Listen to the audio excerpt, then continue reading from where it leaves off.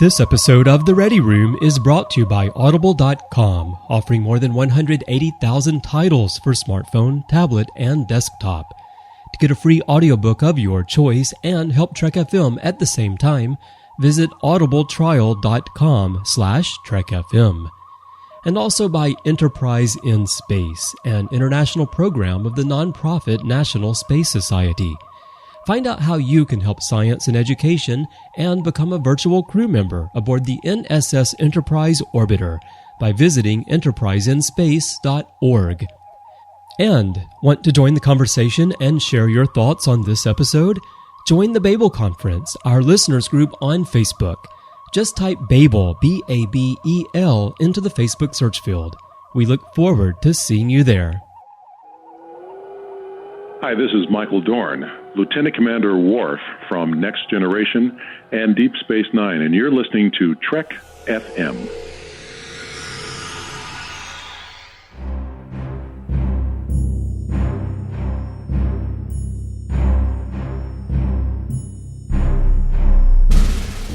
Welcome to The Ready Room, show number 215, The Edge of Discovery.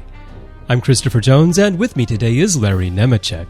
This is going to be another of our special shows as Larry and I get together one more time before convention season kicks in to catch up on the latest Star Trek Discovery news, preview the summer cons, and to make a big announcement about the network. So, let's step into The Ready Room.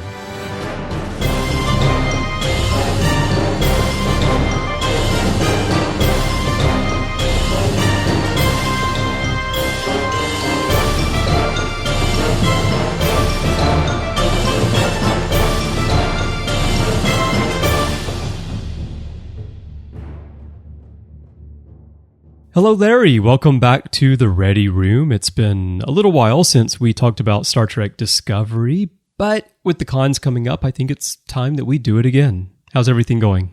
It's going good. And, you know, I just think of these days, I think of all the people earlier this year who said they're not really going to do this show. They're not really going to do this series. It's never going to happen. It's never going to happen. They're doing it in the same studio where they faked the Apollo moon landings. You know, I mean, so that's what it was about. It was, and that really explains why there are those photos with fake Klingons on the moon that NASA's been spreading all these years. Well, right, and they probably shot that stuff in Tunisia too, or whatever. Jordan.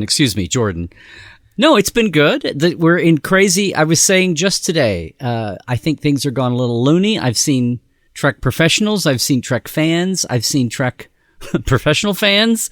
Everybody's online and Twitter and Instagram, and people are a little loony and loopy, but I think that's the height of summer con season. I guess so. And the fact that, as we will talk about, we're actually finally, for those naysayers, we're getting actual Enterprise. Yeah.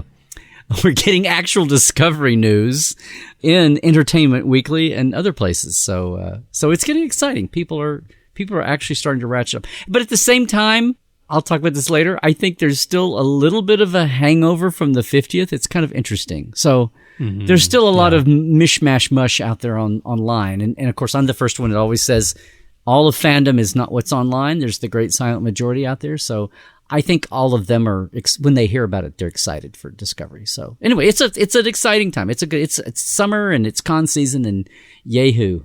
And before we know it, Discovery will be here. It's going to launch on September 24th.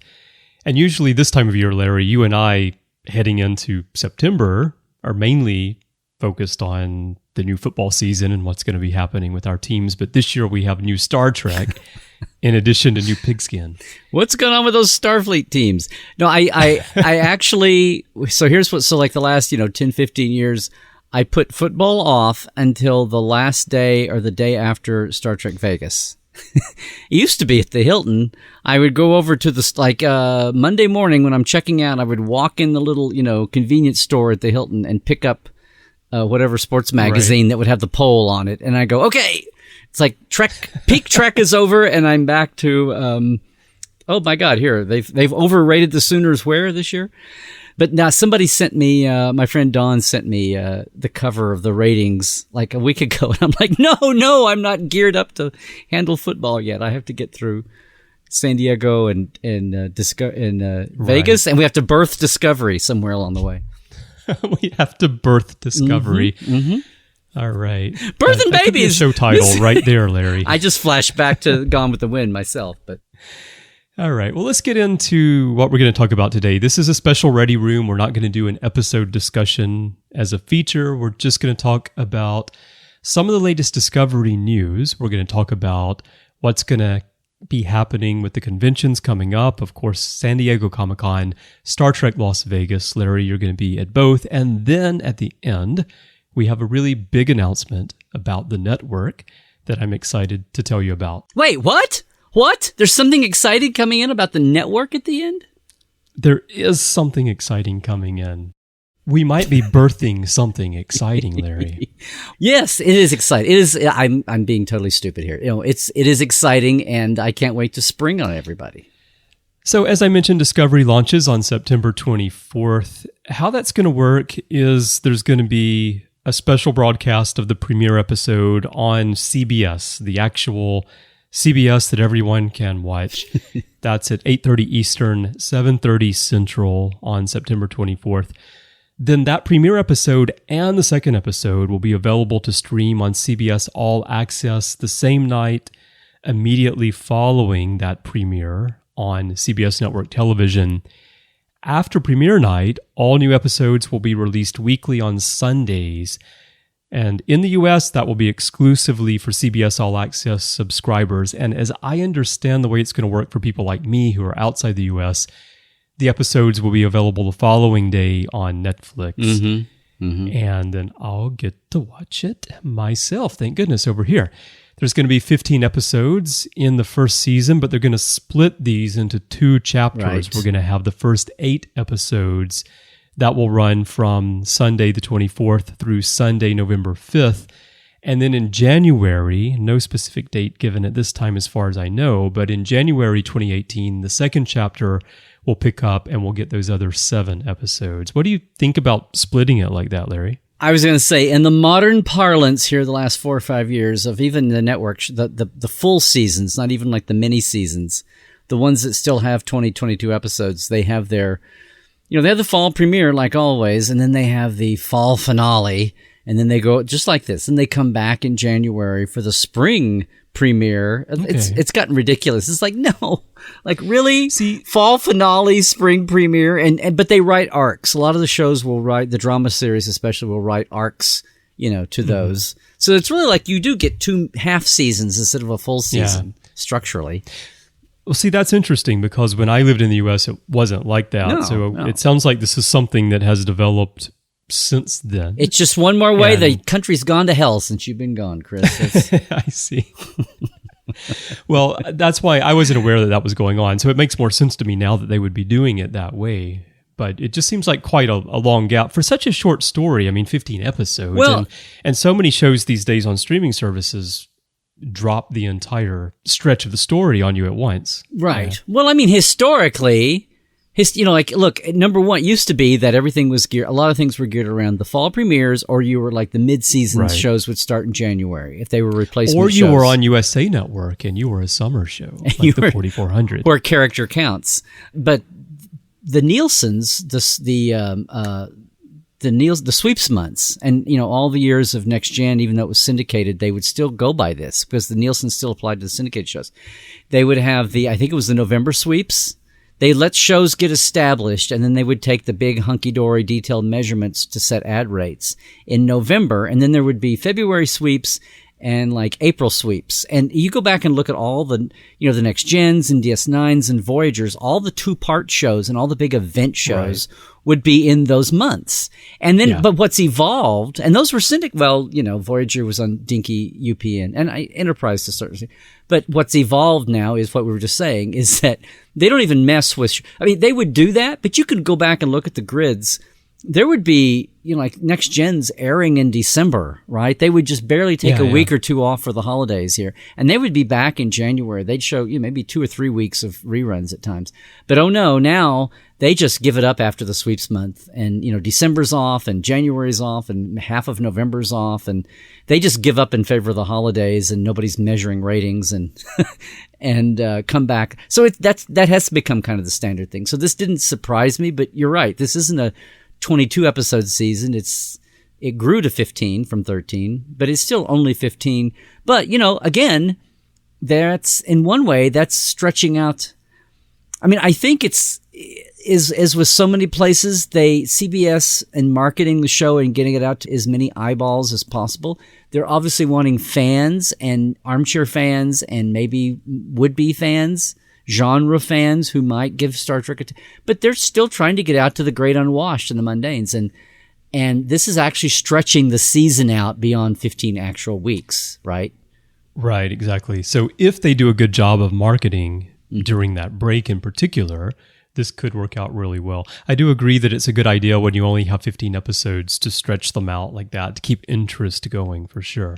And people are, like I said, people are used to that with their other shows too, and they're almost not even keeping score at home that, wait, there's not 22, there's only 15. Because if they see a delayed premiere that doesn't premiere until later September, and then it goes into its finale, its fall finale, if it takes its break early in November, not later in November, no, they're not really keeping up with that. And then it comes back in February. But the hardcores are screaming, but everybody else that they're trying to penetrate to, especially the first year. But the other thing is, it's like we talked about dropping a whole season versus having a traditional weekly. Yeah. I never thought anybody connected with the show would be stupid enough to drop it like some of the streaming shows are done that way. But they're not Star Trek. Right. They're not Star Trek. And that the whole power, the bang for the buck of having everybody debate it online, the week by week, publicity. That's the really important factor, right? Yes. And if you have that November to January gap, what you're doing, I mean, people are going to be distracted by holidays and things, but you've still got people are going to be online and talking about this and debating it, whether you gave them a 1 month gap or you give them a 3 month gap. It's all going to be percolating up. So why not? I mentioned, Larry, you and I are both big college football fans, and that's what has happened with college football. The season is quite short, but the podcast industry and the media industry surrounding college football has become year-round, and people just debate it all year round. And Star Trek is exactly the same way, and having this gap is going to give all of us a wonderful opportunity through the holidays to debate what's going to happen when we come back. Well, we've had, as I've called it, the 12 fallow years here. We've been wandering in the desert, and in the meantime, social media has, been birthed and grown. We keep coming back to birth. Has been born and a lot grown of birthing up. going on today, Larry. And there's a series coming to birth here in a minute that's going to come up in the middle of the social media age, and it's the first Star Trek that's been, Enterprise and Voyager were online, but it was the primitive, message boards. Nothing like now.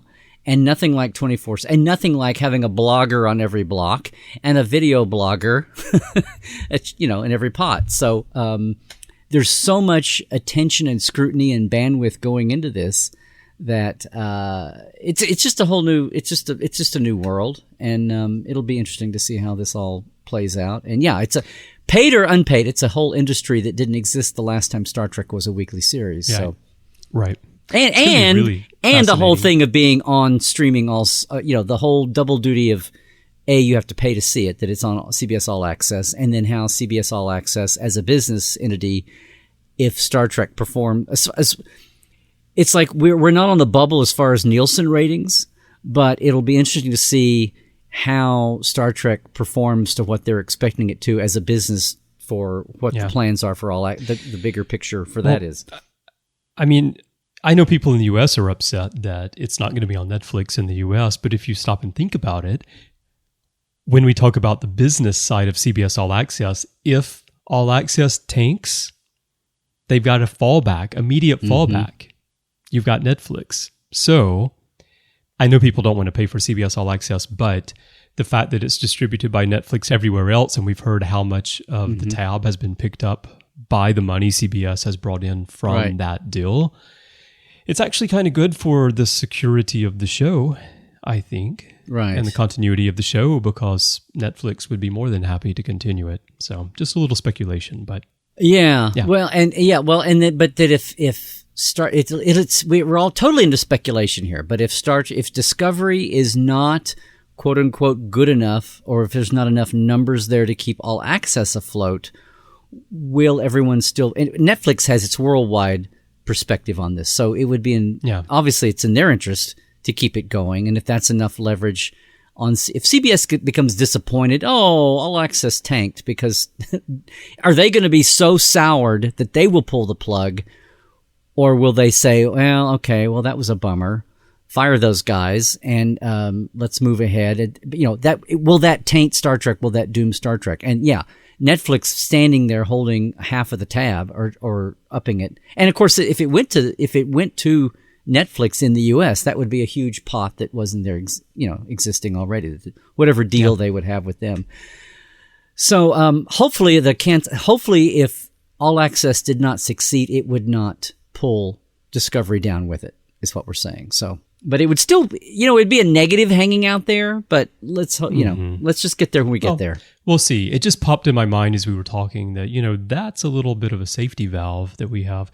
And I was mainly thinking about Netflix because as we talk about this being the first Star Trek during the social media era, it's also the first Star Trek where everyone around the world is going to be able to see it and take part in the experience in first run. That's never happened before. Right. And I think that's going to be good really point. unique. Yes. And the fact you're a day later, but that's amazing. But that's nothing. I mean, I'm a day ahead of you in the first place, Larry. So maybe a day later. Shh! Don't tell anybody. Don't tell all you guys in Asia, Australians and the Kiwis and you guys are all. Yeah, we're actually seeing it the same day or something. I don't know. That's right. It's like this temporal stuff gives me a headache. Okay, well, let's talk about some of the new details that we've gotten over the past couple of days and few weeks.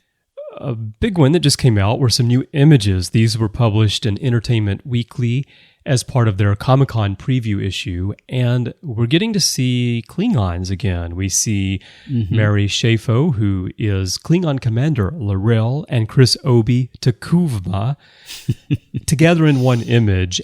And there's also a little, like a sidebar, a little caption that goes along with this, which explains that Takuvma is a leader of an ancient Klingon house, and he goes to extreme measures to unite his people.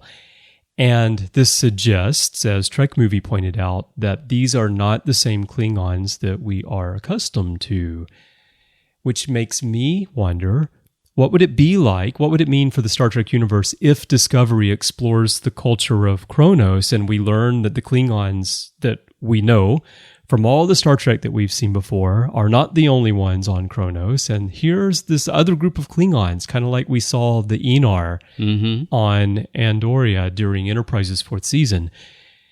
And the culture is expanded, a race that we're very familiar with. We find out that there's much more depth to them than we knew before, which of course in reality would be true.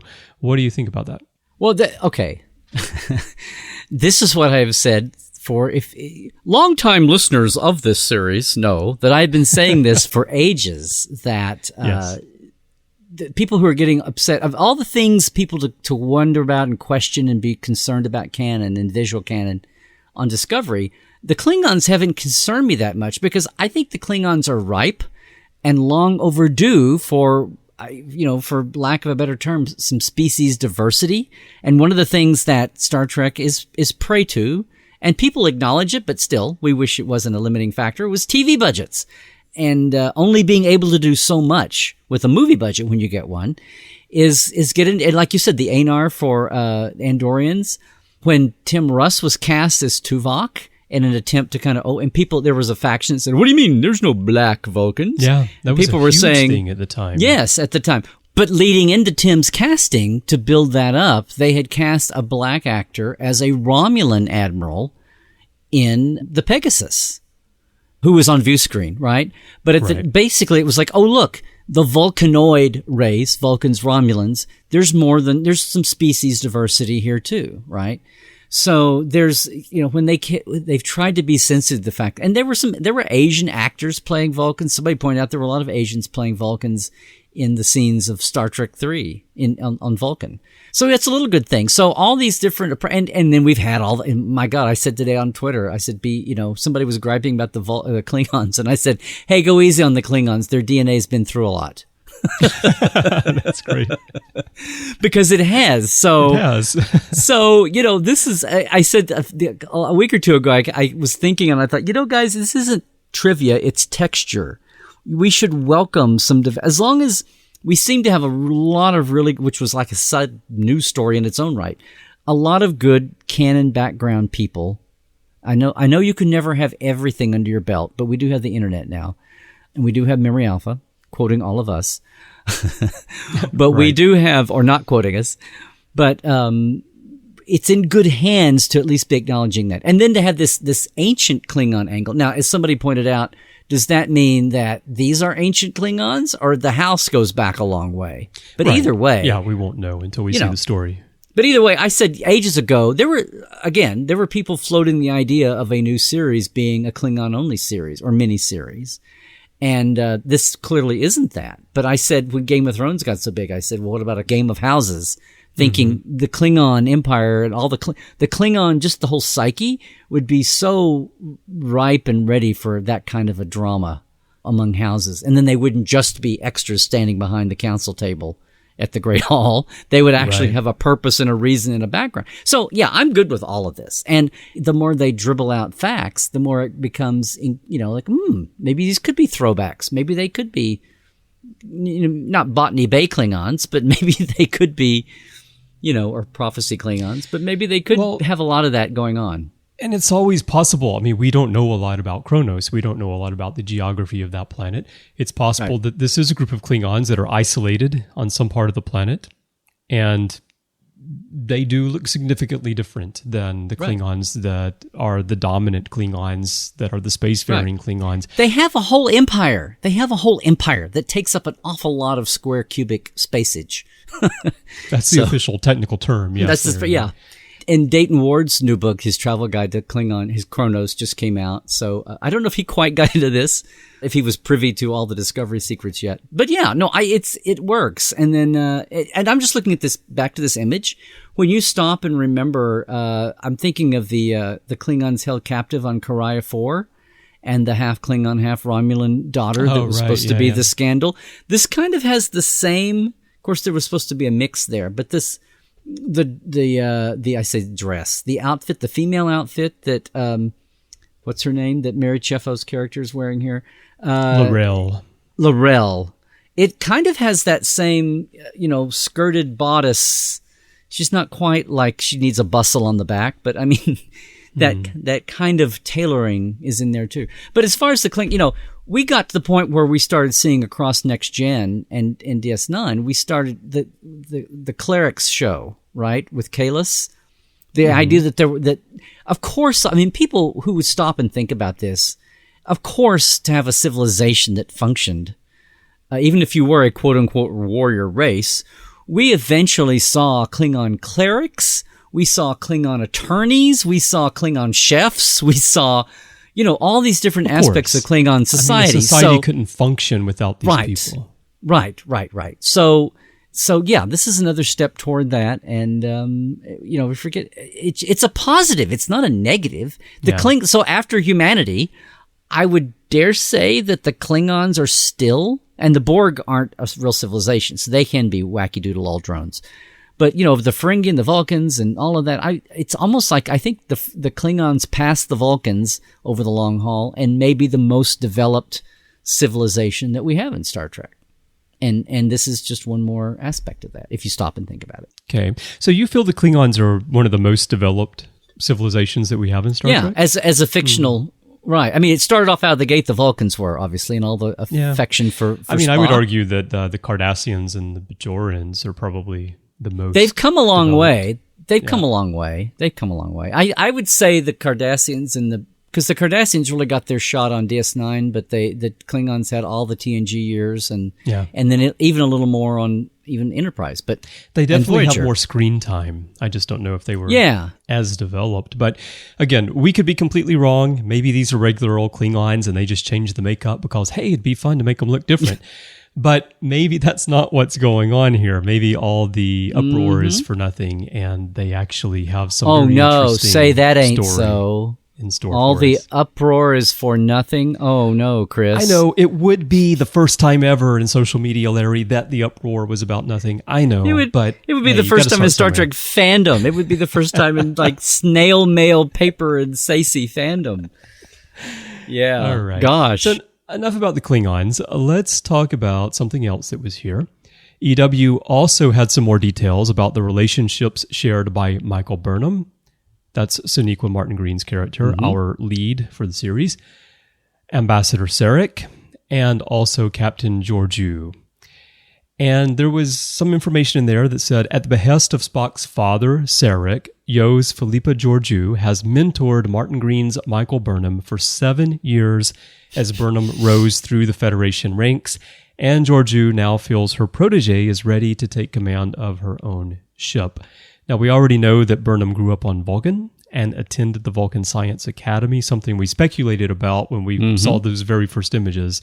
And now we know that's the case. So here, there's a bit more of a connection between Sarek and Georgiou anyway. And he certainly has trusted her to mentor Burnham. Right. It was really funny. I just noticed that they specifically say that Georgiou has mentored her. Well, they're in Starfleet. She had to go through her officer. I don't think she got a brevet rank to lieutenant commander or whatever, a field commission.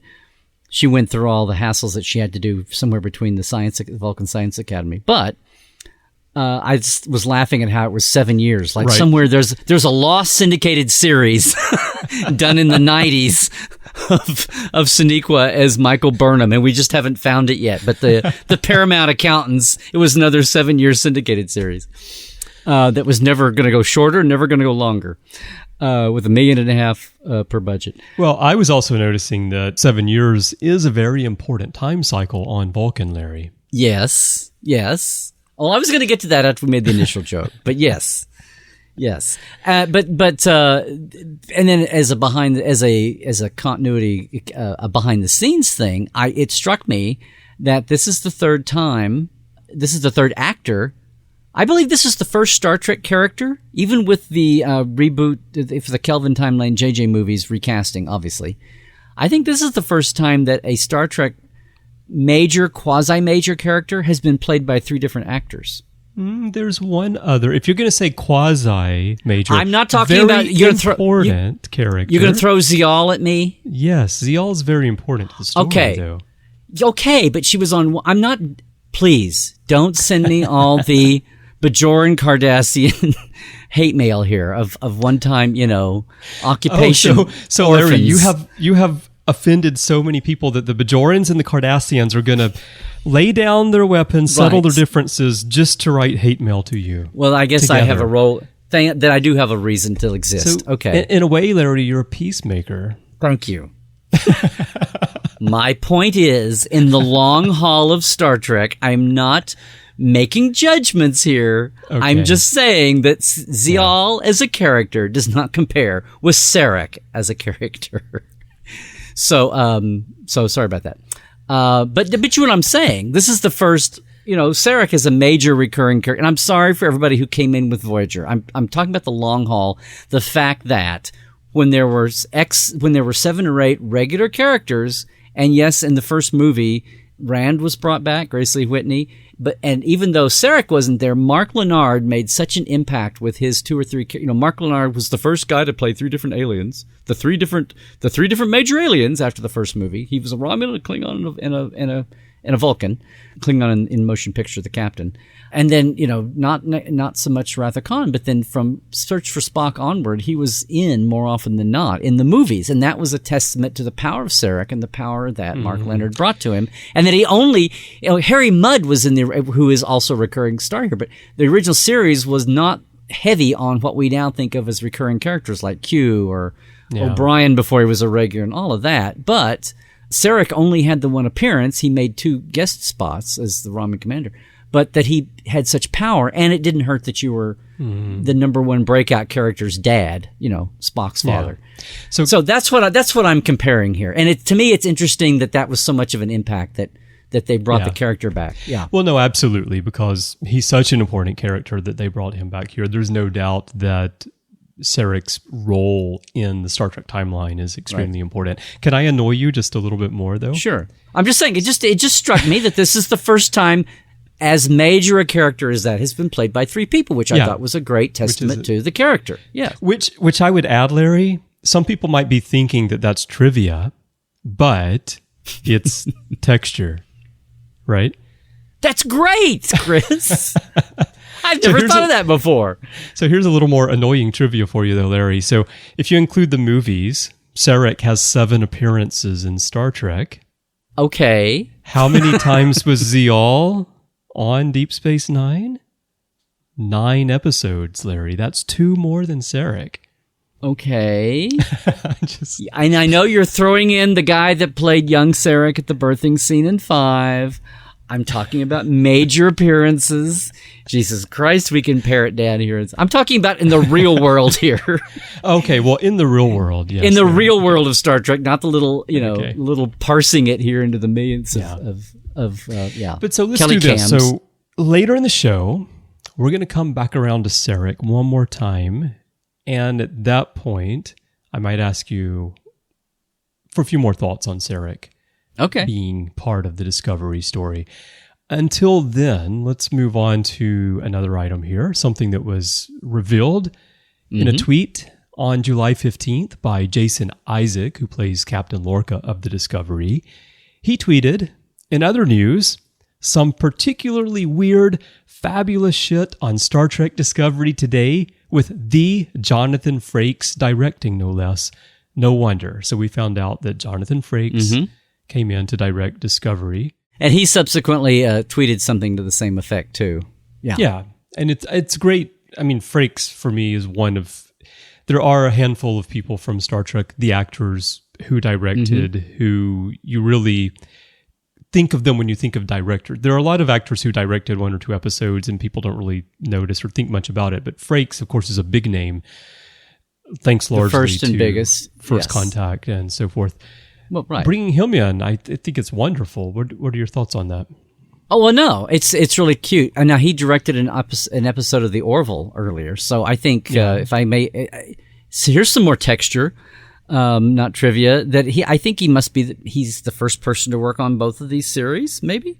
But no, I think that's probably true, Larry. I think you're pretty safe in saying that. What was cute was also watching the actors and the writers all Instagramming and tweeting and basically, fan, what's the term? Fan feigning about having Jonathan around, because he did prep meetings and he was on stage and here's all these actors who are professional and writers and crew people and they're all, oh my God, we have Riker here. And feeling very, okay, now we've been touched by Star Trek royalty and Star Trek realness. We're not the orphan new kids on the block. We're real Star Trek now because Frakes has been here and is lending his DNA to us now. He's in our bloodline. So we're real. It was cute to see all that happening. Again, all these people on social media, it's fun to keep up with them and watch it when it happens in real time. And feel like it's there. As much as CBS is sitting on the news flow, as they would, and you'd expect, and as much as it's exciting to get these little exclusive blurbs from EW, that is one way you can feel that we couldn't do 20 years ago, or 15, is to follow the social media channels of the actors and writers and see those things in real time when they happen. Definitely, very exciting. And I wonder if it's going to open the door for others like LeVar Burton or Roxanne Dawson or people like this to come in. Or Robbie, or down the line. Yeah. We'll see. That would be interesting. I think it's interesting because those guys, one reason they're so successful as directors on Star Trek is that they really understood what Star Trek of that time period, TNG, DS9, Voyager, Enterprise, what that was, and visually and stylistically what that was. And Discovery is going to be different. And how does that translate over? How does their vision of Star Trek merge with this new look and new writing style and new storytelling style that they're bringing to Discovery? But at the same time, like fans tend to do, we shouldn't do that. I mean, Jonathan and Robbie and Roxanne and LeVar, they haven't been in cubicles on the Botany Bay all this time. They've been out directing real world TV. Right. They're up with the trends. They're up with all the hot shows of going, that are out there. So it's not like they're walking in from the freezer. Sure. And in danger of bringing the best of 2005 with them. So yeah, it should be exciting. And obviously everybody with the show is excited to have him, which was just kind of sweet to see happening. So yeah, I'm excited. And then there was that one guy in the back that said, "Chef's here." Chef. Yeah. All right. Yeah. So here's another little bit of trivia / texture. That's the fact that CNET is now owned by CBS. And on July 6th, CNET released a video interview with Alex Kurtzman, who is a producer on Discovery. And of course, everyone knows his connection with the Kelvin Timeline movies, also known as the Abramsverse. And he talked a bit about Discovery. Trek Movie transcribed the interview. And Kurtzman promised a unique story. He actually said it's a very unique story, or at least Berman has a very unique story, which as an editor, I immediately said, there are no degrees of uniqueness. And then I told myself to be quiet and just pay attention to the rest of the stuff that he said. Just enjoy the Hollywood speak. Yeah, exactly. So there were 4 main questions that he addressed in here, and I'm actually going to read the transcript that Trek Movie put on their site so I can get your thoughts on this. The first one is Kurtzman talking about Discovery's story and Michael Burnham. And he said the story that we have for season 1 is really interesting and special and pays tribute to a lot of what Trek has done, and in many ways is actually doing it in a new way. To have Sonequa and Michelle as captains of our ship is really, really exciting and different. I love stories that are based around strong women, and we have some strong women on that show. Having Sonequa, she is a very, very special actress, is bringing a flavor to the character which I haven't really seen in Trek, and that is really exciting. Her story is very unique and draws on some really interesting things in Trek lore. I think fans will both appreciate, and I'm certain it will be a cause of much debate. So yeah, I think he's right. It's going to be a cause of much debate no matter what they do. But any thoughts there? Of course, just hearing you read that, I was just having a flashback to the height of the Berman. I think Alex gets the Rick Berman Award for saying so much and saying so little. I would say it's like his little in Communicator when you guys would have the interviews with him, right? Exactly. It's like Rick would go on, well, I feel like we have a very exciting story that's going to be very unique and really show off like Rick is going to say, or like Alex is going to say, well, the first 3 of the 9 stories, they're just kind of so-so, but some of them are kind of exciting, but we'll just muddle along with the other ones that aren't. It's the best we could do. We had a big deadline. We had all that uproar, and we just no, right. They're not going to say that. So all we gave the pilot all we had, and then we ran into some problems with episode 2, and we told everyone, just throw something on the page, take a vacation, come back, and in episode 5, we'll just figure it out. These guys from All Access are calling me every 15 minutes. How's it going? Yeah, of course he's not going to say that. No. Yeah. But yeah, so I just love it. Oh, it's a unique story. Well, right. Michael Burnham's character arc is going to be like, I think we've done this 7 times already across the entire Star Trek canon. No. Larry, I was listening to an interview with the writers of Spider-Man Homecoming on a podcast a couple of weeks ago, and they were telling the interviewer that we've told this story 3 times before in 3 different ways, in 3 different vehicles. And so we thought, how can we tell it again, but make it different? And I yelled, don't tell it again. Come up with a new story, a new idea. So I don't know, because there's always 47 people out there that don't know the Spider-Man origin story. So we have to, can't you do it in the titles, like in a comic book or something, and just jump right? I don't know. No, and what you do is you tell it in a comic book that leads into the movie. And if you don't read the comic book, then you don't quite understand what's going on. But then you'd have to go sell a comic book and make money off that ahead of time with a movie. And that's just a lot of hassle. Who wants to do that? Oh, wait. Yeah. Okay. So that was the first thing. Second one, how Discovery connects to the original Star Trek. And Alex said, if you are a fan of Trek, you are going to see a lot of things which harken back to the original series and elements of the original series. I am not just talking plot, but the spirit of what that show was.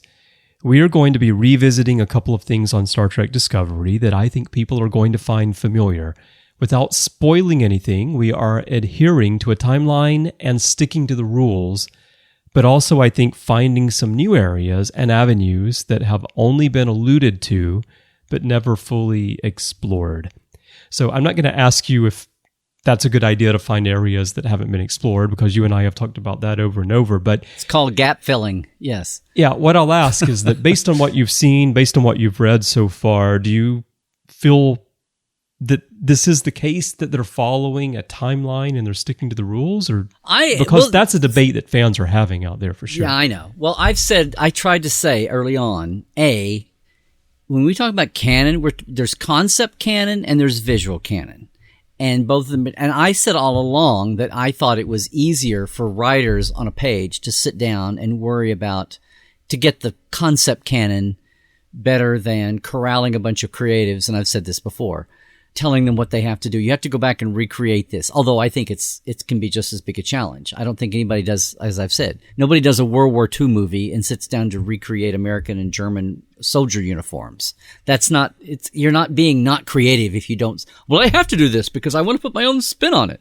And if you look at Star Trek as future history, it's been established, blah, blah, blah. Okay. But having said that, the uniforms don't our yardstick here is the Cage, which obviously was the first pilot. It's the oldest. It was the one done on the biggest budget, on the biggest crunch. Everything else was, refurbished and had everything else to monetize out of that.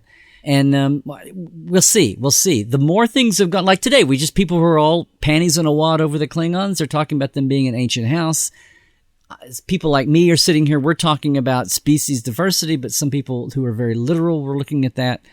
But some of the writers, Ted Sullivan, and a lot of them who are online, a lot of them are talking about no trust. And here's Alex again saying no.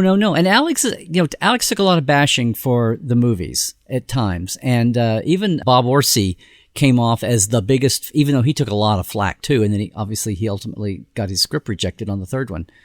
But he had the reputation as being the biggest fanboy, and Alex was number 2 to him, and they were originally writing partners and fans. So he's from Next Generation era. Alex is onward, especially as his grew up with that. But I want to take them at their word, and I want to say that if nothing else, I think the concept canon, when we talk about this being 10 years before Kirk's original series Command. And the visuals, we'll just have to wait. Maybe they'll pull a rabbit out of the hat and explain why this is not the velour of Pike's time. I don't know, but we'll see. But concept canon, I don't know. I'm like, how do you mess that up? That's just words on a page. And supposedly we have a lot of Kirsten Beyer, who everybody's pointing to her, aside from coordinating comic books and books with the show. And I saw something today where supposedly they're going to make a big effort to trying to make the spin-off books and comics, if not officially canon, like in their mind canon, the way that Jerry Taylor originally meant for her novels to tie into Janeway for Voyager. That's her, and so Kirsten's on staff, and she's supposed to be the human walking encyclopedia as well as all the other fanboys and girls. So yeah, she's wonderful. Yeah. We'll see. Well, I think it makes sense to make the books and the comics canon this time around, because if you look at the marketing mix that goes into things, JJ did that with the Kelvin films.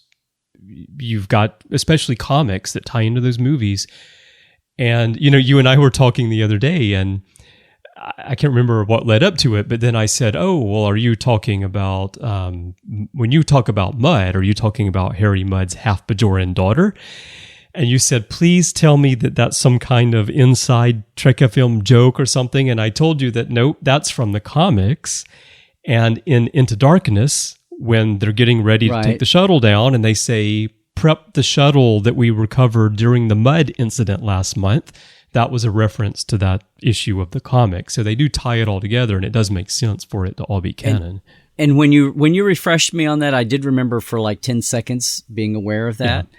I wouldn't have caught it. No, I will say, comics-wise, thank God for Countdown on the first movie, because it made they retconned why the supernova did. It was a subspace shockwave supernova, which then it can be all kind. It can hop up and down and pop out wherever it wants to. It's a fancy one, right? Yes, it's a fancy one. But when I was working on stellar cartography, and I was having to make this all be literal in an actual space and make sense, it was like, well, thank God for that. But you could tell the writers are going back and and filling in the gaps of what made absolutely no sense, and giving it the Hobus star and the other couple other stars involved. So, so no, they do have a place. It's just for so many years, I had to give up. I would read comics as a lark, but they would even go through. They would change off licensees. It would be Marvel and then DC and then Marvel and then the other one.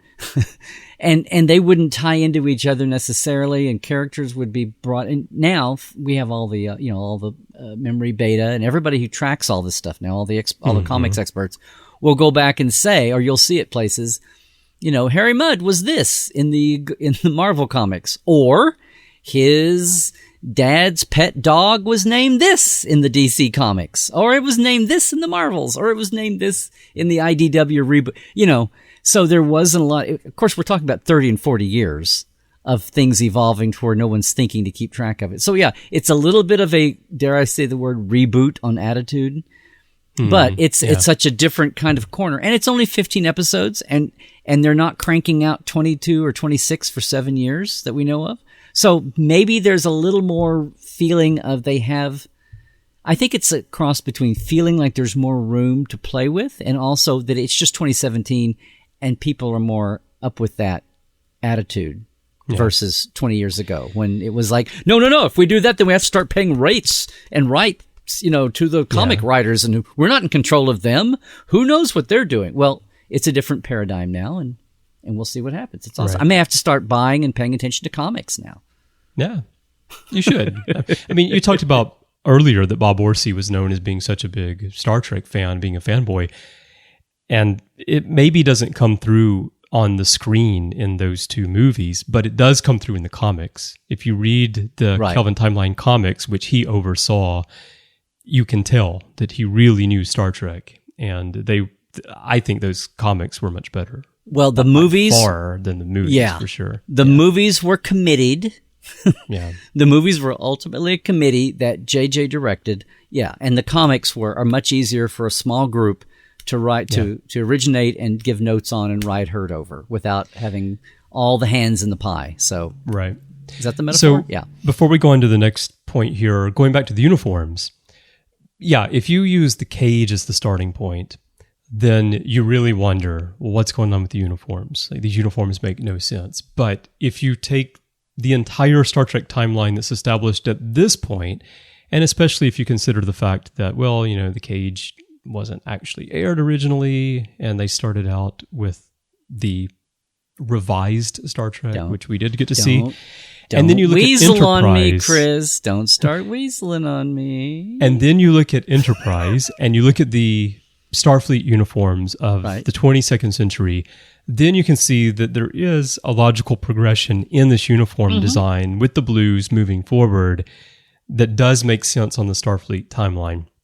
So it's the tricky thing about Star Trek, right? You establish one thing in the 60s, and then over the decades, you keep adding in the backstory, and eventually you end up with what we have with Enterprise forward.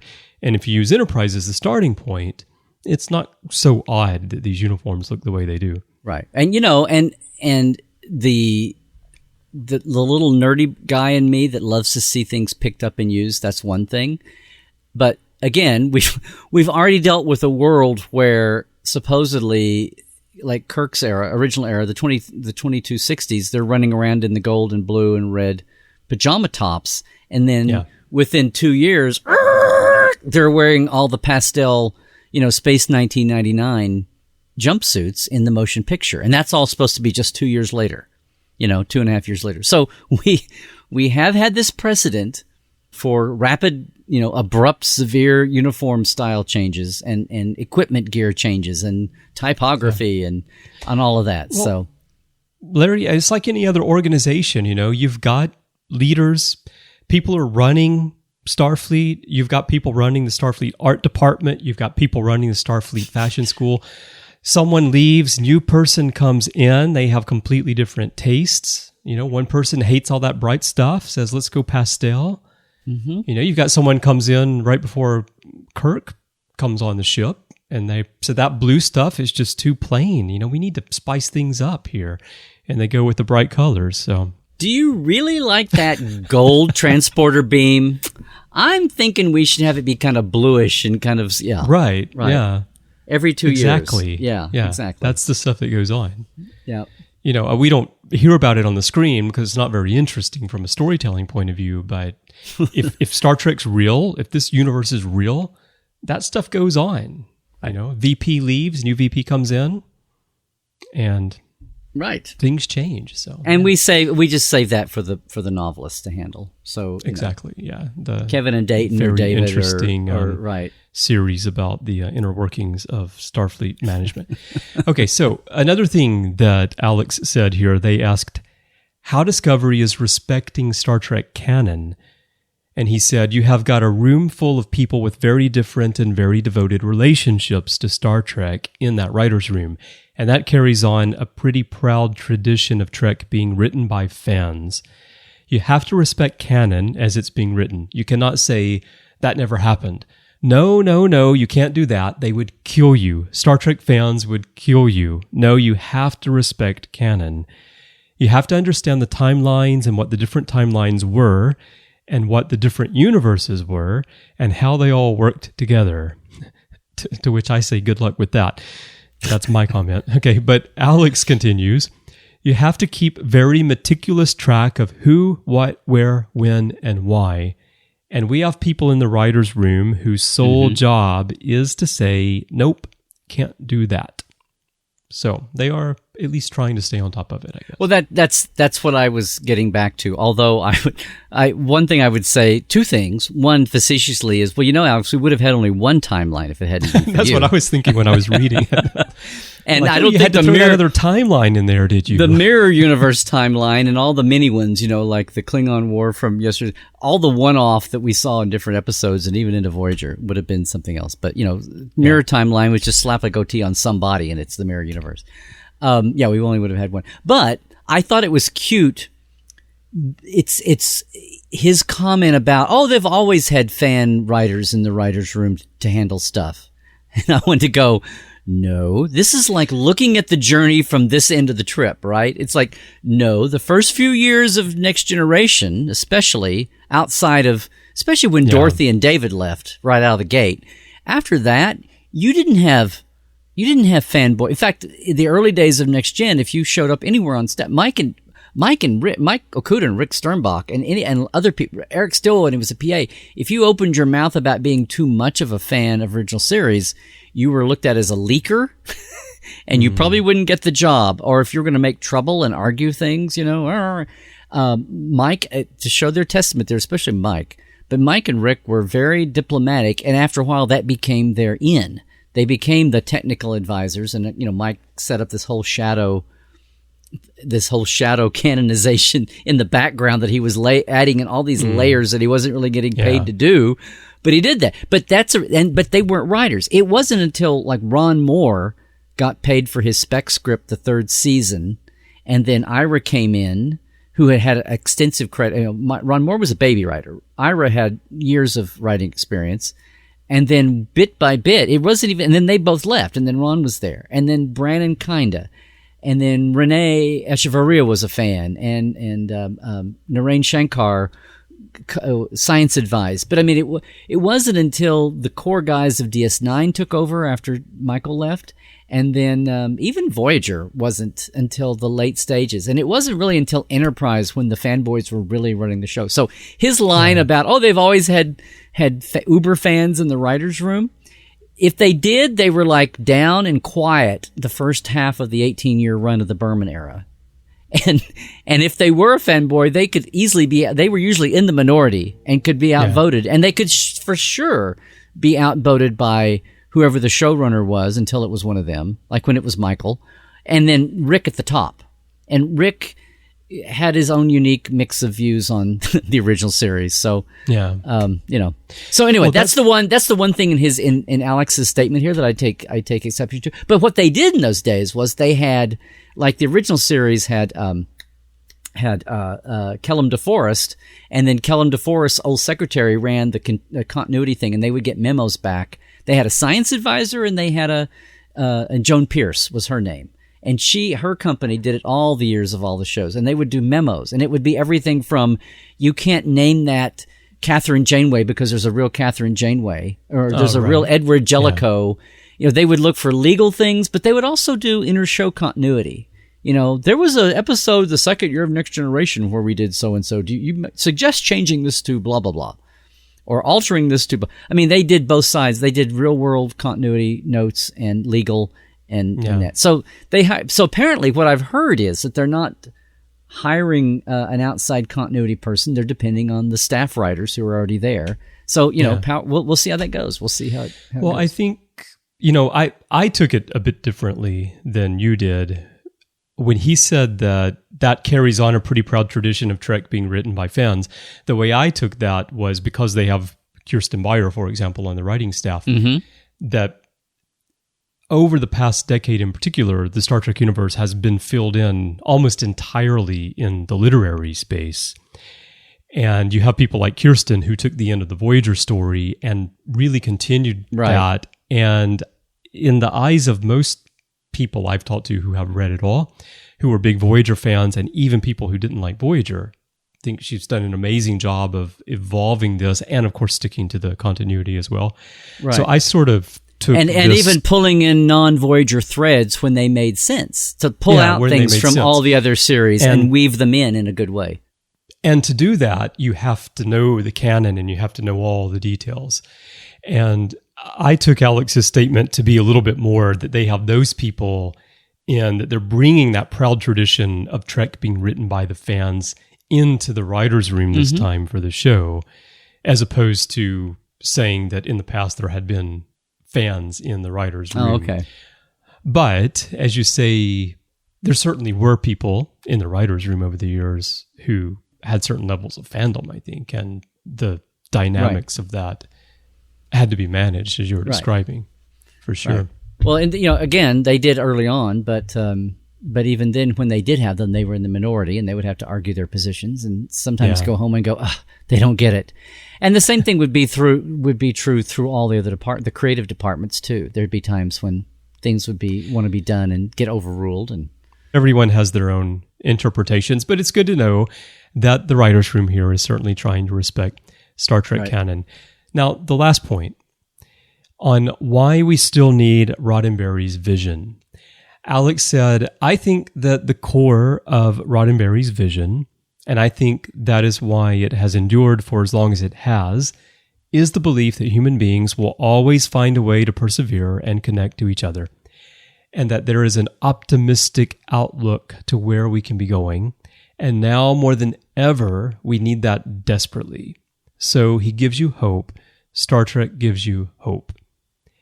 And yeah, I mean, that is the core of Star Trek, and I hope that they would carry that forward. We are sort of in a culture with television and film, and especially in science fiction, where everything is, destruction and dystopia, and putting that optimism back in is something that I think we definitely need, and Star Trek really tries to do that. Well, what's striking to me is we are back in the mid-'60s when Star Trek exploded in the first place. The mid-'60s was the world situation. What's going on the world in situation. I mean, Vietnam and the Green Movement was just starting to explode, and overpopulation and drugs eventually, drug and addiction problems and mental health were starting to become. But people were worried about nuking the planet and would we, blow ourselves up. And there was a time in the 90s, in the carpeted enterprise and all that. And I was thinking, well, people are loving the intellectual side, but I didn't know in a deep subtextual way, fandom came to Next Generation and all the spinoffs for the same reasons. Oh, look, it's intelligent, rational people all working together no matter where they come from. Yeah. There's no crap. There's no backbiting. People are getting along, all that. But it wasn't quite as visceral as it was in the time, and it wasn't even on the page and on the screen as it was in the original series. Part of that was just the difference in time and culture.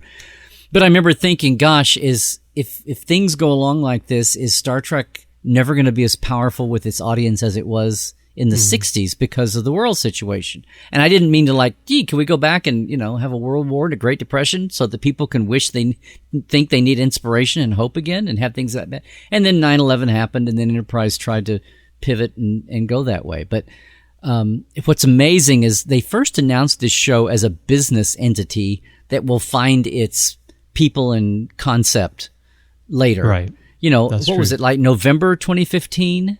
Yeah, something right around then, yeah. And no one knew what was going to happen with global politics, with all the Russian meddling in all these different countries, including our election, and just the way our election went in the States, and just the mood of people. And even when Bryan came to the show, he was coming to it, I think, at the beginning with, here's all the things that I think Star Trek could catch up on. Aside from telling a great out-of-the-box story, here's the story concepts, and here's also what the media landscape, by being a streaming service, will let us do structure-wise, content, what we can do. And I think that he was full of all that. And then as the real times, as our prime timeline evolved, more and more people were saying, "Oh my God, we're going to be so ready for a Star Trek." And all the dystopian shows are out there, and there was a lot of that, not so much on TV being science fiction, but the movies and the books and the sci-fi were that way in the 60s. And soon to be, especially even after Star Trek was off the air, the early 70s were that way. Mm-hmm. And I think we're really, it's really odd. I wouldn't have wished this on anybody, but it is odd how we're ripe and ready. And it feels a lot like the late 60s in a lot of ways. Some people will still say, no, the 60s were way, way more dour. Vietnam, everybody was being drafted and boys were being sent over, and it was tearing the country apart. And then we got into Watergate with Nixon and everything. And as the rerun generation, kept continually embracing Star Trek through the 70s into the first movie. So that's an interesting parallel. Yeah, it is oddly feeling like we've come full circle. But my worries about in the 90s with the .com boom, that, we're on this permanent plateau and no one's ever going to need to look to Star Trek the same way. It'll always be sentimental, not like a gut level. See that. On a good way, these guys are riding into the rescue just at the right time, I think. Well, Larry, we are into what they call the fourth industrial revolution right now, so that could burst just in time for yet another spin-off series from this. Yeah.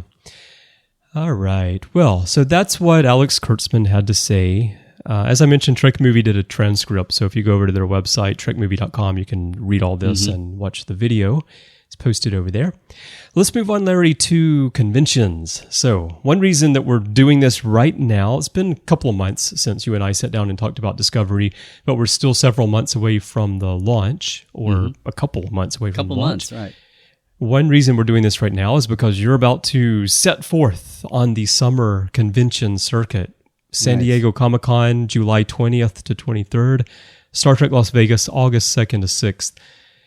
San Diego, there's going to be a big panel there with the cast and creatives. And there's another panel that's going to involve a little bit of Discovery on Friday at 8 p.m. in room 29AB. There's a panel called Star Trek TNG at 30 and Discovery at T-. And then on Saturday in ballroom 20, that's July 22nd, at 2:30 p.m., of course Pacific time, because that's where San Diego is located, the cast and creatives from Discovery are going to be there. And that's, I think, where we're going to learn a bunch of new stuff, Larry. Do you know anything about what's going to be happening at SDCC? Well, real quickly, this is very exciting because aside from the year JJ announced, if I've said this before, the big Comic-Con hoopla missed Star Trek's glory years, right? The Next Gen guys never got to, the original series guys, the Next Gen guys never had their Hall H moment. And Hall H is the huge 6,000 person venue for the biggest events. And that's where JJ introduced Zach Quinto and brought out Leonard Nimoy and melted the house down in 2007, maybe, if not 2008. But that was like the only time there was a huge footprint until last year they did the 50th anniversary. And Bryan, it was a panel of like Shatner and Jerry Ryan and Brent Spiner and some notables across the whole franchise history. And then Bryan gave a lot of spoilers about Discovery, which melted the world. And we got those very first early two trailers. And then last year was the 50th anniversary, and Spock was on the cover of the hand guide. But that was the biggest footprint Star Trek had ever had because it's been absent for the last 10, 12 years when this is all boomed. Yeah. So seeing this second year in a row of major Discovery, because all the big media things are there and there's a lot of elbow jostling for position. What was disappointing was that the Discovery panel is not in the big Hall H. Ballroom 20 is kind of like the second biggest venue, and I think it only holds 1,500, 2,000 people. So, which is still a lot, but it's a come down. There will still be a ton of people pissed because they're not inside. That happens in Hall H. People camp out overnight to get into things all through the day. So that'll happen. What's interesting also is 2 hours later is the Orville's in the same place. But it's exciting to see this big Star Trek footprint. There's some other non-official CBS ones. That one you mentioned on Friday, some guy named Dr. Trek is going to be, that's his panel, I think. I've heard that he's quite knowledgeable. Well, he's all bluster, no bull, but I'm going to go check him out anyway. So Friday night at 8:00, and then he's actually, if there's anybody actually listening, seriously, guys, if there's anybody listening tonight or this week before Comic-Con on Friday night, during the week, if you catch me and sign up for my Portal 47, I'm going to have an after party at whatever bar we can get into there. And there's 47 hotels and all the gas lamp, if you know the layout there. It's like a state fair. It's like a week of Super Bowl prep in 4 days. But one of the bonus things I'll do is we'll all go and it'll be a drink on me. So that'll be after that Friday night. So we can get up and enjoy all the hoo-ha and Discovery. But I want to say, you didn't have on this list, Chris, Thursday, the first day of Comic-Con at 3 p.m. at the Central Library, which is another venue they've opened up for Comic-Con panels. At 3:00 on Thursday, it's an idea I pitched last year based on all these people, but they approved it this year. There's a panel called Trek Podcasts, the SoCal HQ or something. Anyway, it was meant to spotlight some of the major podcast people and podcast networks that have a fairly regional handle. So I'm going to moderate it and speak up, for Portal 47, even though it's not a true podcast. And I can mention Trekland Tuesdays Live, which I do now at 1 p.m. Pacific, 4 p.m. Eastern, and 9 p.m. UK time. Are you going to do that by writing on a poster board and holding it up to the audience? I think I will, yes. Okay, just like on Facebook, right? Yeah, my little title card will be on camera. Yeah. That's how I was told to deal with Facebook Live for right now and have it be cute. No, for 5-10 minutes, I do kind of like we talk about here, only I do it for the world at large that can get to me on Facebook and afterwards. So little shout out there because I think it's the first time I've got to mention it here on Ready Room.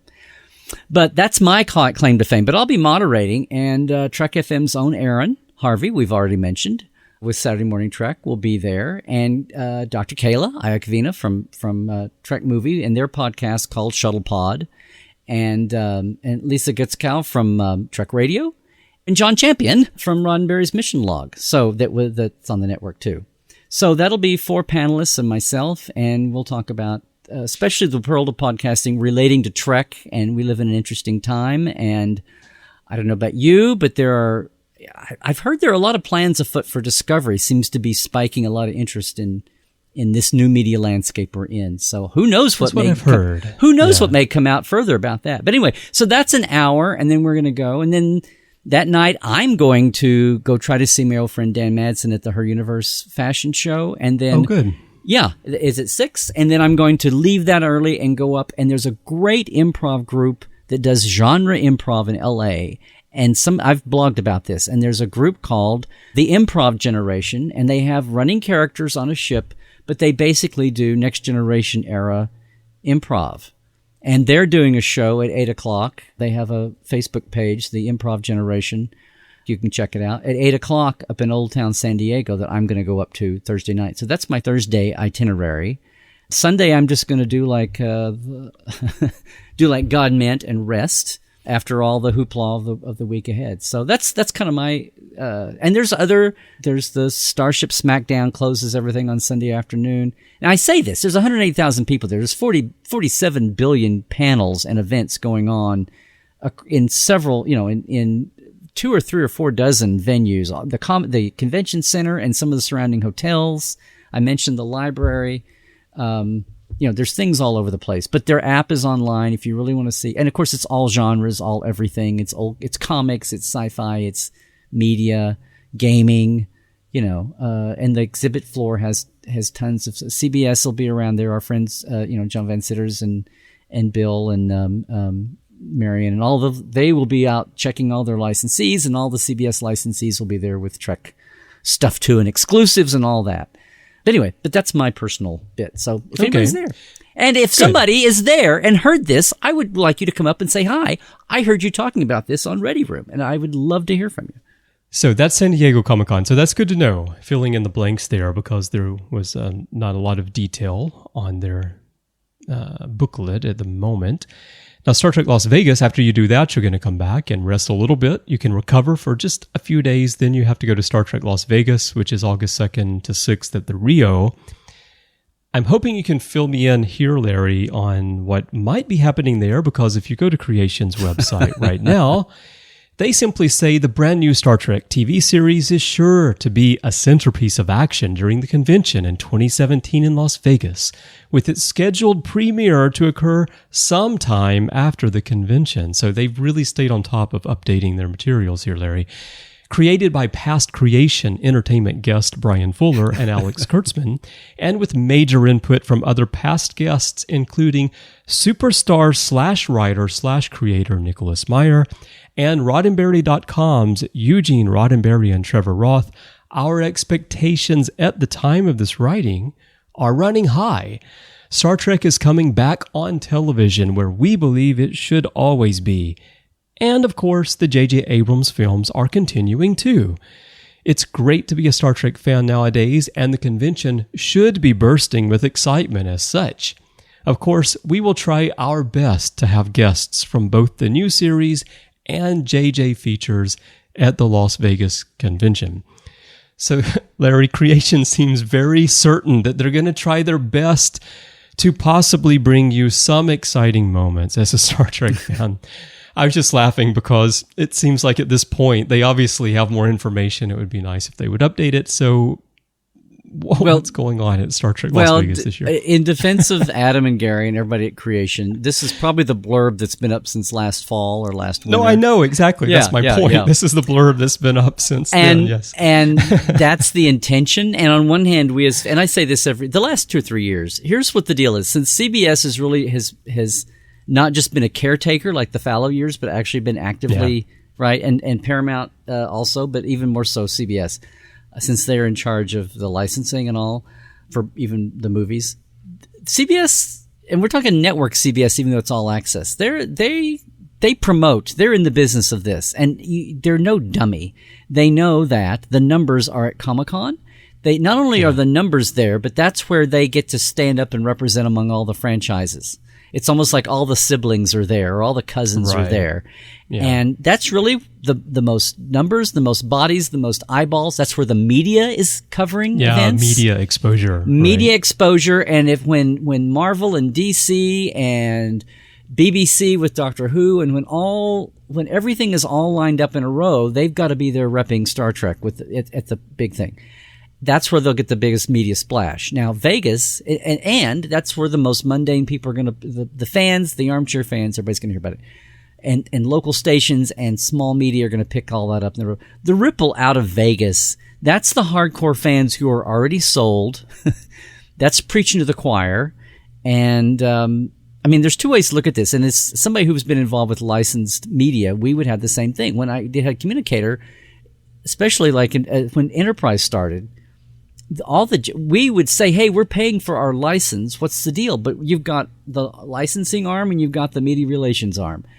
And media relations publicity is concerned about getting things to, back in the day, TV Guide or Entertainment Weekly or any mainstream press, because we're just a few thousand. We're the hardcore and we're paying for it. But their charge is to get to the most bodies and biggest bang for the buck. And that's what's still going on here. So poor Adam and Gary, on one hand, you look at it like, well, this is the hardcore, and we're paying for this, and this is the really hardcore fans, and that's all true, but their main focus is going to be Comic-Con. If there's something announced and debuted at Vegas, that would be cool, but I don't know. Also, they're shooting So actors and cast and writers, Right. maybe something Good will point. happen at the last minute, but they're giving them a few days off to come, especially the ones in Toronto, coming down to San Diego and back.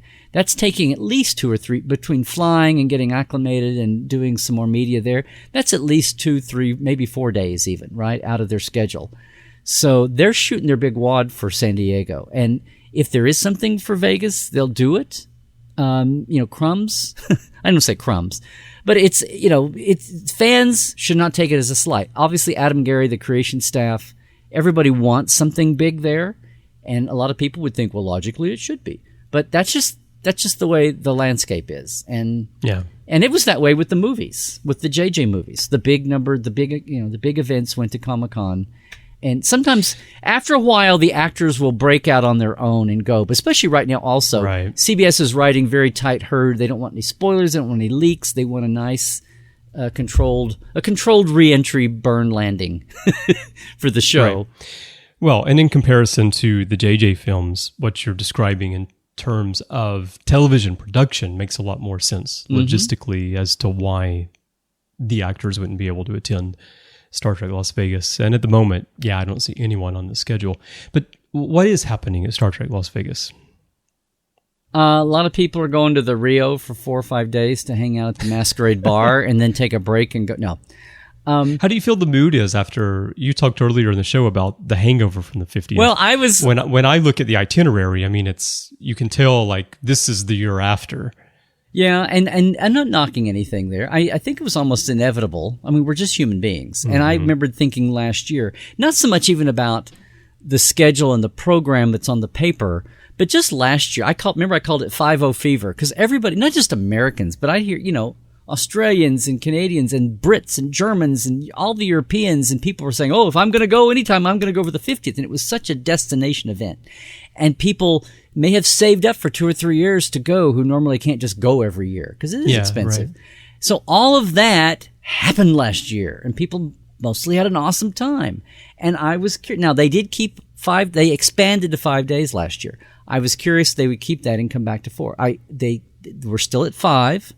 Although I think Wednesday, the new added day of Wednesday, didn't start until noonish, so maybe not quite as revved up a day. It's for people to arrive on that day, right. Although what I call con creep, it's different from what some people were calling con creep, as like stalkers, some of the female fans.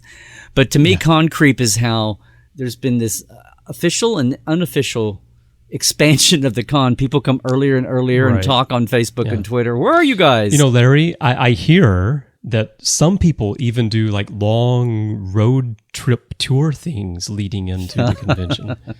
Yes, they do that. We did that last year. Part of the big 50th hoopla was the Geek Nation tours that Terrace and I do, and we did that last year. We had talked about doing a one day this year, and part of the hangover effect, we just didn't have a lot of interest coming up, so we decided to hold off and come back maybe next year. So we're deciding whether or not to do the next big tour. We've already decided that we're going to make it San Francisco centric. We added that last year, but we're going to stay in San Francisco completely. Maybe go over to Lone Pine for the mountain bit that we did the very first year. But we're mixing it up every year, and we don't know exactly, but that's just to make it fresh for new people, or maybe the people that had mostly LA centric things last year. Yeah. That's coming. So and we're not doing the day before. So that's happening, but you ultimately end up in Las Vegas, and so... Oh, right. Yes. What's going to happen? I mean, the one panel, there's no Discovery thing. The panel that most interested me in terms of this Star Trek Las Vegas was that they're going to have people together talking about the What We Left Behind documentary. Right. That they're doing Sunday. For DS9. That, for me, I mean, Ira's going to be there running it, and... For me, that would be very fascinating. And they've done that in recent years in Star Trek Las Vegas, too. They've had really, really excellent coverage of Deep Space Nine after many years of not. You seem to have an extra little special interest in DS9. Well, I do host this other show here on the network. Oh, that's called right. The Orb. I think it's about Deep Space Nine. Yeah. Here I thought you were just talking about this trend that I see where DS9 is picking up fans by the boatloads. Or maybe I should say by the runabout loads. The runabout loads, yeah. Which is catchier as the years to go say by. as well, right? Yeah. But Vegas is a little bit looser. There's a lot of things that are the same now. The last couple of years, they've been bringing out more like they didn't used to have any at all, but the last few years there are photo op backdrops that are out for fans. I know they try to look for some spotlight event every year. Again, it's hard to top last year. So there are moments, but nothing just right off the top of my head that just jumps out, but it's there. Here's the thing, the schedule, they never put the schedule up in final in Toto until about a week ahead. Sometimes it's been like the Saturday or Sunday before the show opens on Wednesday, although people have some things selected. So I'm going to be there. So John Champion and I and some of our other friends, Terrace and Kayla from Trek Movie, Trek Radio, we and Bye Bye Charity and Chris from Bye Bye Robot co-sponsor what we call the landing party, which is at the Masquerade Ball, which is the main hangout bar there on the main drag inside the Rio on Tuesday night. So I call it Con Eve. That will be happening again, probably about 9, where we have trivia and games and prizes and things. People are there already. We don't have to advertise it, but it's that. And then I'm going to do a Dr. Trek show, my crowdfunding party that I do for a couple hours, probably for the last time at Vegas, on Saturday night around 9.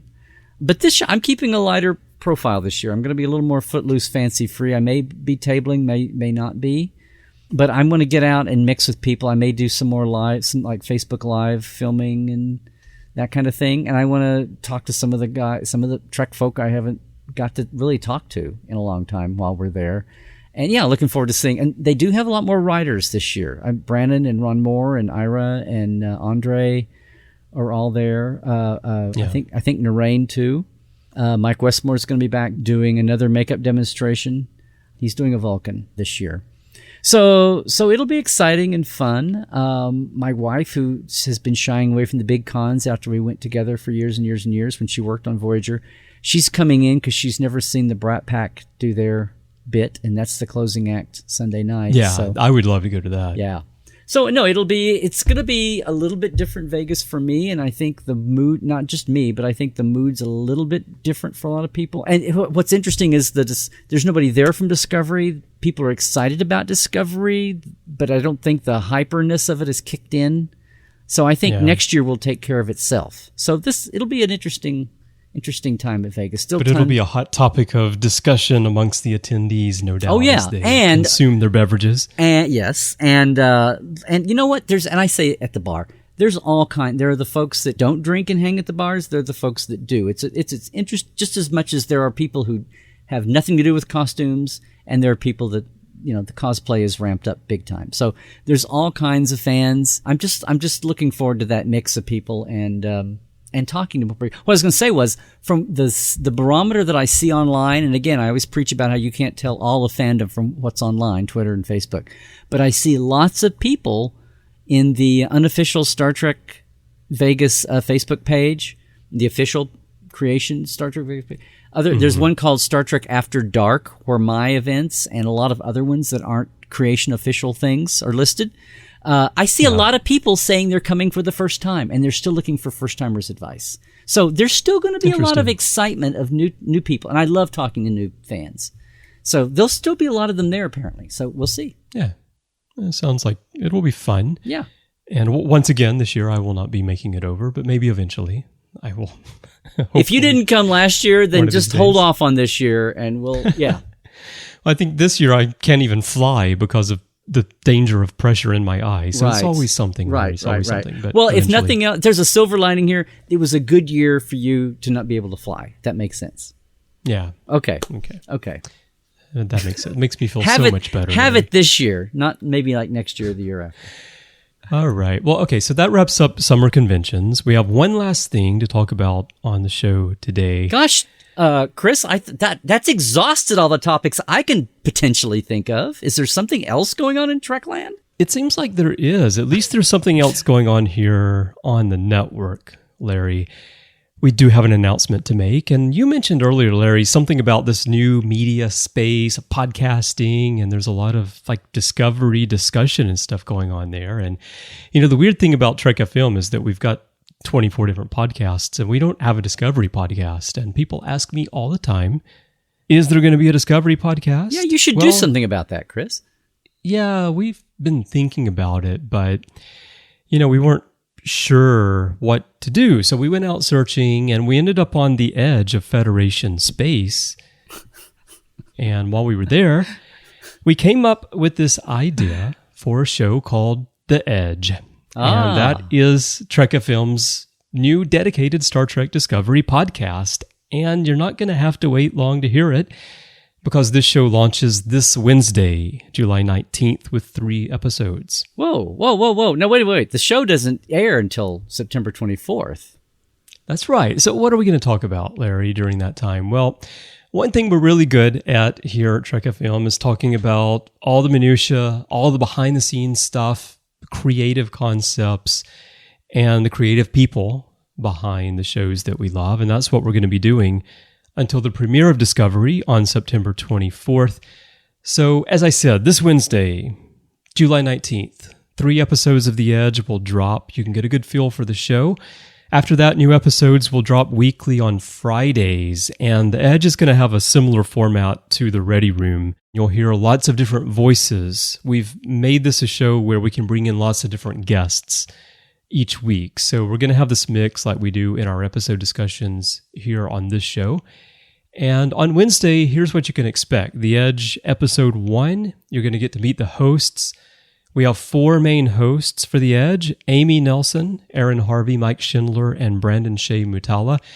They'll be discussing plans for the show, what you can expect, a little bit of a San Diego Comic-Con preview, and some other things.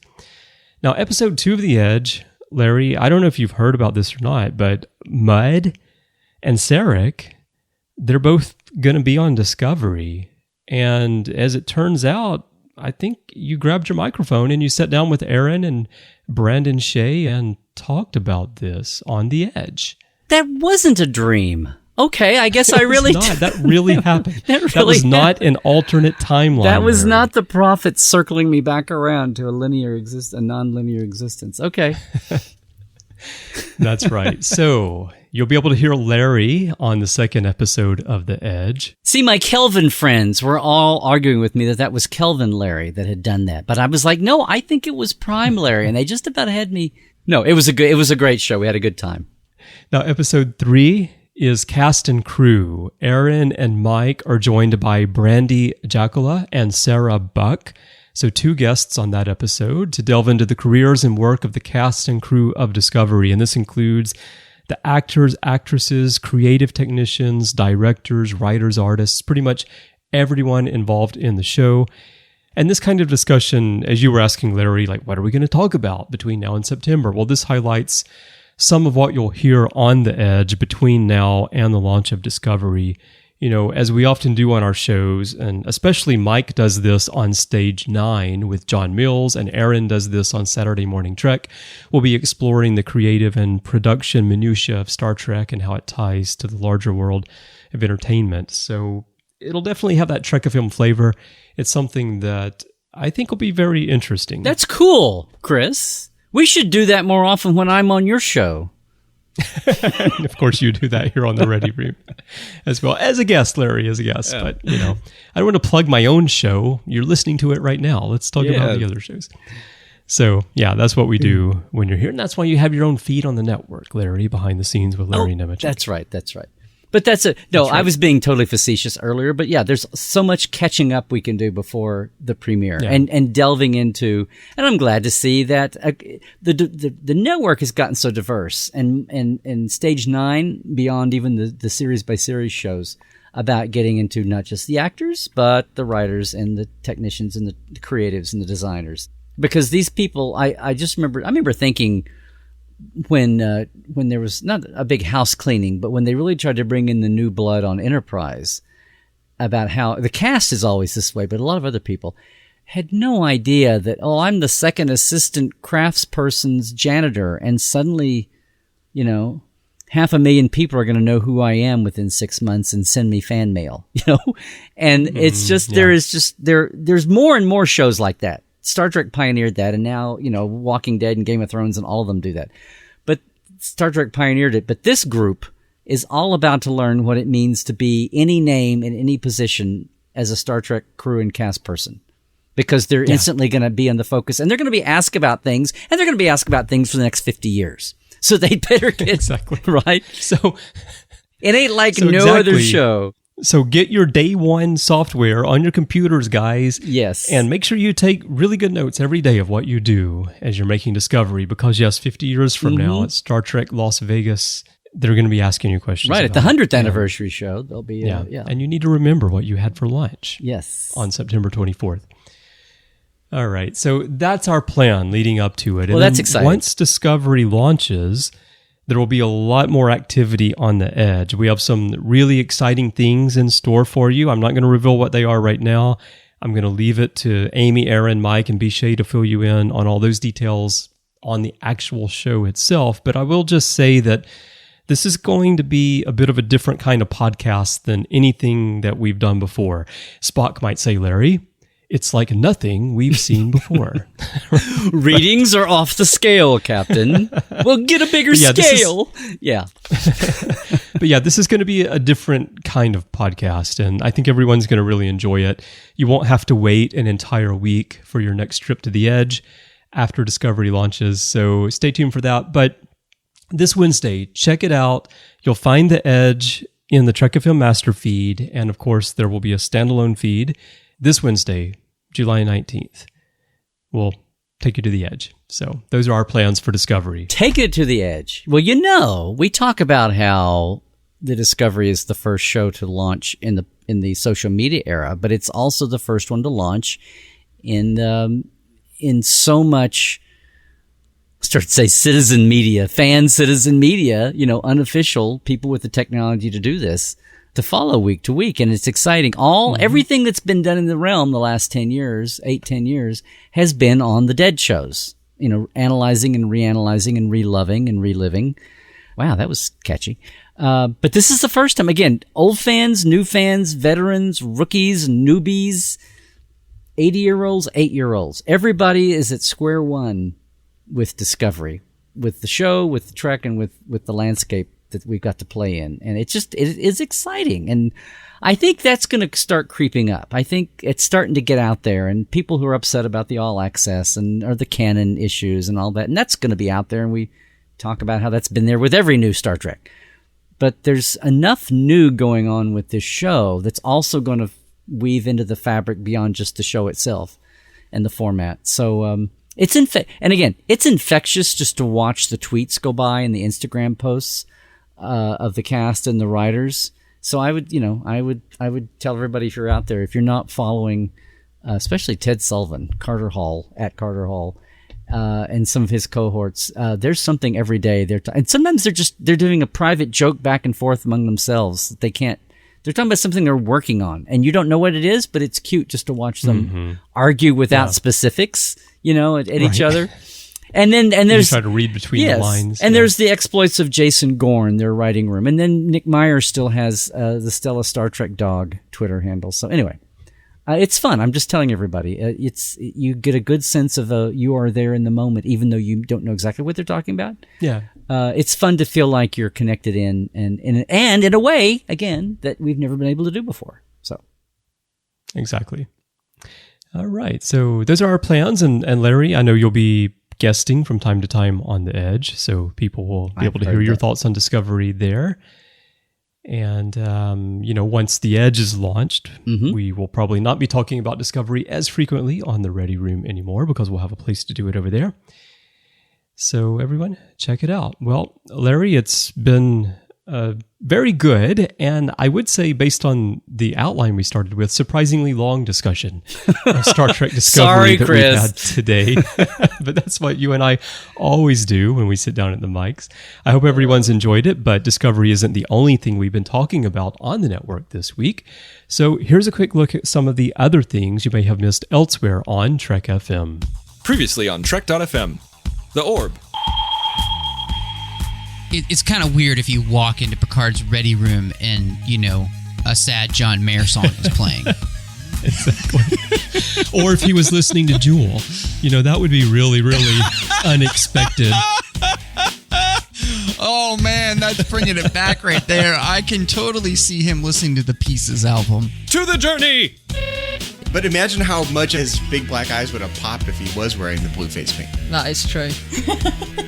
Like a bullion. I didn't realize the bullions were Scottish, but you know. Bullions could be Scottish. Meta Treks.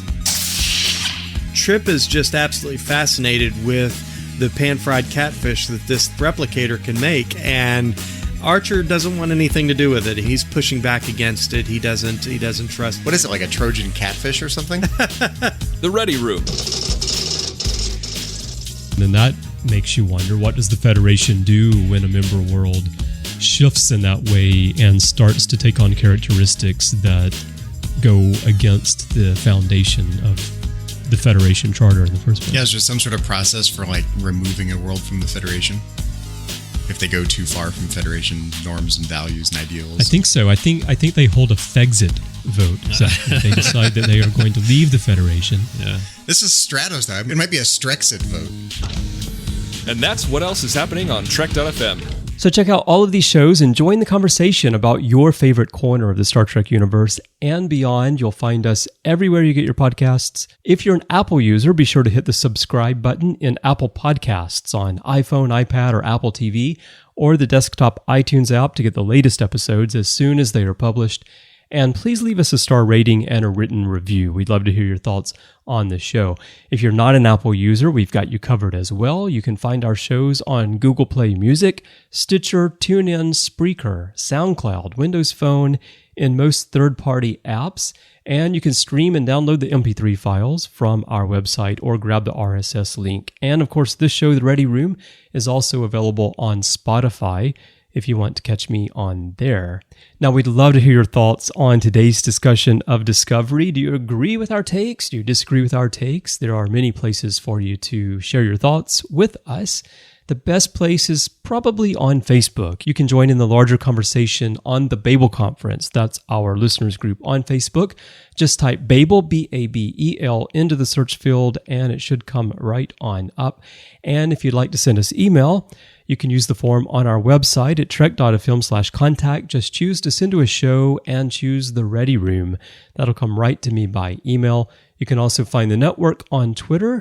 Our username there is TrekFM, and our Facebook page is facebook.com/TrekFM. Larry, we talked about all the things you're doing at the conventions coming up during the show, but you always have a lot of other activities going on. Is there anything else that people should be on the lookout for? Well, I mean, we talked about it already, Chris, but yes, the hub is always LarryNemecek.com. Portal47.net for my, mini-con every month. No Savvy fans gone before. But at Larry Nemecek on Twitter and YouTube, and at Larry Nemecek's Trekland on Facebook and on Instagram.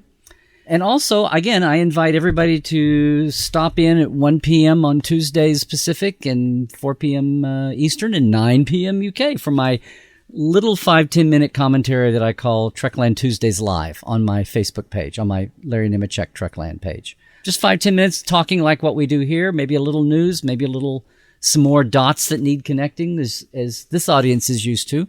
And if you don't get to share it with other fans, it's out on Facebook Live, so it's really easy to get to. So yeah. And you know what? I'll even say this. Again, if you're listening to this and you're at Comic-Con, especially here real quick, come up and say, hey, Larry, I heard you and Chris just this last week on Trek FM. We have our Thursday afternoon panel at 3 at the library, and my main panel is 8 o'clock on Friday night. And then I'm taking whoever signs up for Portal 47 over for a bonus drink on top of everything else at whatever hotel bar is nearby that we can get into. And I will say this, Chris, if anybody's listening tonight and they're not at Comic-Con, jump on the site between now and Friday, and I'll give you the Comic-Con bonus, which is your choice of a call sheet from the latter shows, and I'll get you a free drink the next time I see you at a con. Or send you one in the mail, or whatever works out best.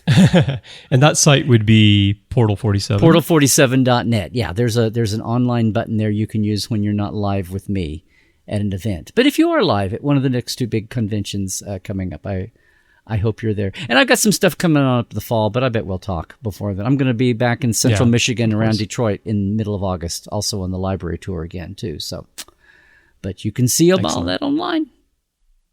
All right. Very good. Well, if you would like to find me, you can find me in social media. You can find me on Twitter. My username is CBryanJones, letter C and Bryan with a Y. That's also my name on Facebook, pretty much everywhere in social media. Elsewhere on the network, you can find me hosting The Orb, as we mentioned during the show today, our Deep Space Nine show. And you can also find my writing about Star Trek on the official website at StarTrek.com. Otherwise, I don't have any exciting things going on like Larry does right now, but as several people have found out in recent months, if you happen to be coming through Tokyo, do let me know and we'll go out and have beers. I hope to do that sometime soon. Yes, you have to get over here sometime soon, Larry. I'd also like to thank my associate producers here on The Ready Room. It's thanks to these guys that I'm able to put this show together and get it out to you. Renee Roberts, who has been supporting the show since the very beginning. Thank you so much, Renee, for your support. Also, Zachary Fruling, Sam Piasek, Kay Elizabeth Shaw, Tim Robertson, David Shuford, and Ju Kim. Thank you so much to all of you for your support.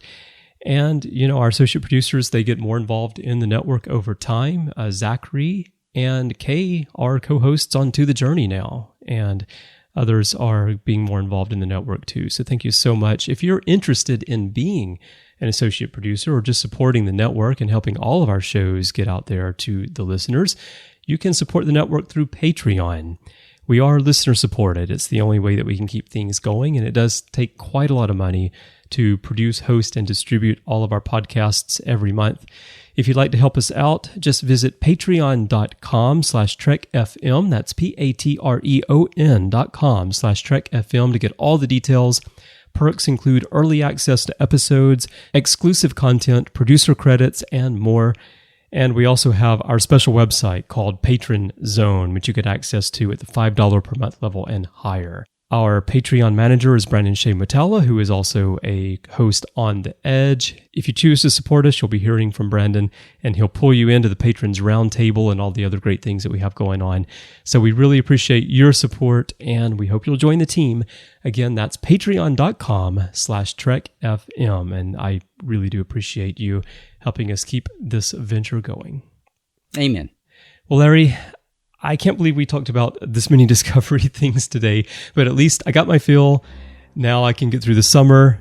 We can head into football season, then Discovery drops, and then we'll have more concrete things to talk about from the edge of Federation space.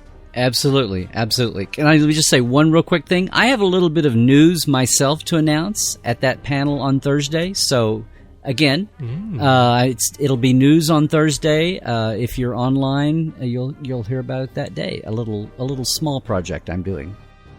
Well, Larry, that's very interesting. I'm curious now to find out what your announcement is going to be. So I'll have to be patient and wait until after the panel.